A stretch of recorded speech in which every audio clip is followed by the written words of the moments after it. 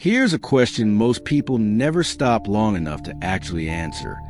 What does it mean to live a happy life? Not a good day, not a lucky break, not the feeling you get when something works out the way you hoped, but a genuinely happy life, the kind that holds together even when things get hard. Most of us have chased some version of it. A better job, a nicer home, more recognition, more comfort.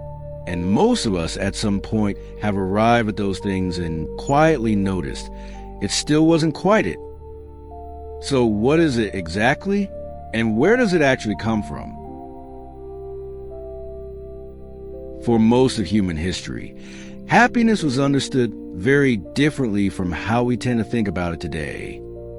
Today, happiness is often treated like a feeling, something that rises and falls depending on what's happening around you.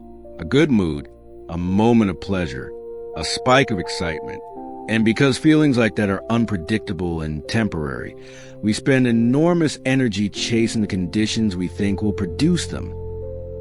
But the Stoic philosophers, thinkers like Seneca, Marcus Aurelius, and Epictetus, had a different view entirely. For them, happiness was an emotion. It wasn't something that happened to you. It was a state you built, slowly, deliberately, from the inside out. They called it Eudaimonia, a Greek word that doesn't translate cleanly into English, but comes closest to something like flourishing. A life that functions well, a person who is genuinely okay, not because everything is going their way, but because they are grounded in something that doesn't shift with the wind. That distinction matters more than it might seem at first. In Stoic philosophy, happiness is described as a lasting inner calm, not excitement, not the absence of difficulty, just a quiet, stable sense of security, the kind that lets you face life honestly, without needing to pretend it's something it isn't. Think about the people in your own life who seem genuinely at peace. Not the ones who appear happiest on the surface, not the loudest, not the most successful in the conventional sense, but the ones who, when something goes wrong, don't collapse, the ones who can sit with discomfort without being destroyed by it, the ones whose presence feels steady and real. That quality, that inner stability, is exactly what the Stoics were pointing at. And they believed it wasn't a personality trait you were either born with or not. It was something you could cultivate, something you could work toward, one choice at a time. From that foundation, they said, everything else follows. Strength of character, the ability to act with integrity, the capacity to be generous and fair, even when it costs you something.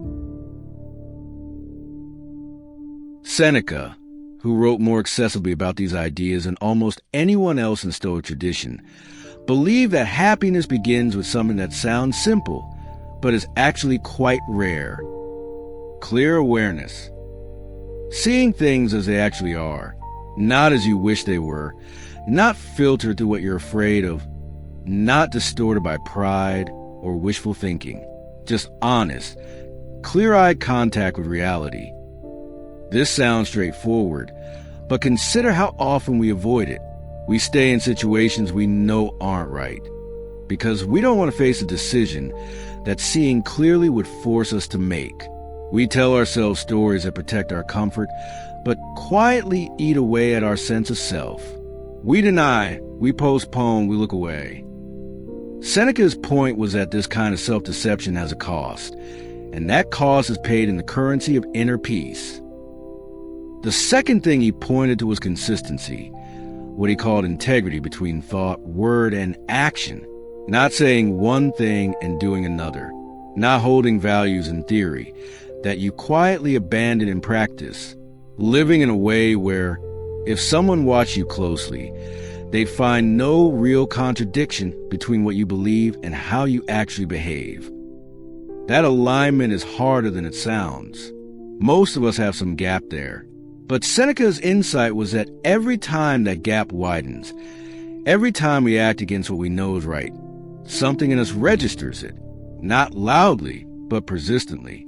And over time, that quiet internal friction becomes a kind of low-level unhappiness we can't quite name or explain.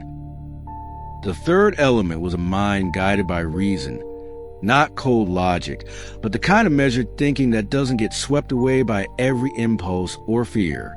A mind that can step back, that can be fair, that doesn't react from the worst part of itself and call it justified. This isn't about suppressing emotion. It's about not being ruled by it in moments that require better judgment. Here's where it gets interesting and a little uncomfortable. Seneca himself was not a perfect Stoic. He was extraordinarily wealthy. He served under the Emperor Nero, one of the most dangerous and erratic rulers in Roman history.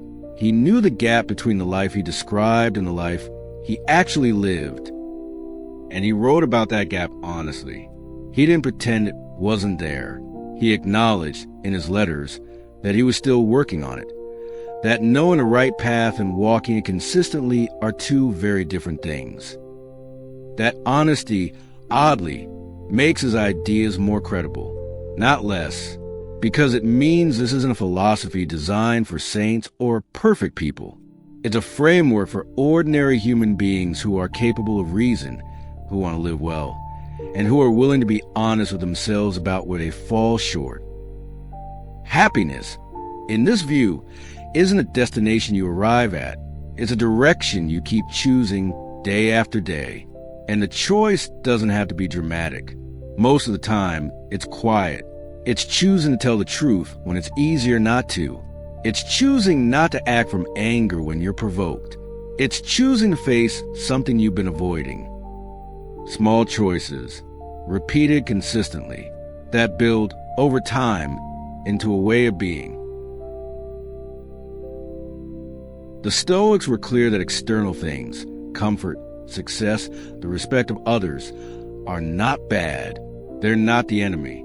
They can make life easier, more pleasant, more enjoyable. But they are not the source.